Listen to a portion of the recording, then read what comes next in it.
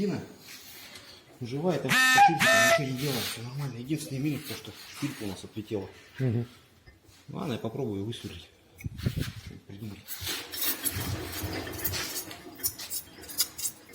Угу. Вот так он отдает, поэтому сюда. Ну вон уже коррозия, видите, пошла.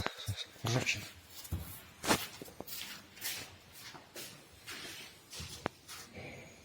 А вот по этой люфт. Тук-тук-тук-тук-тук. Угу. Все, бикрестовины меняем. Техпаспорт свой.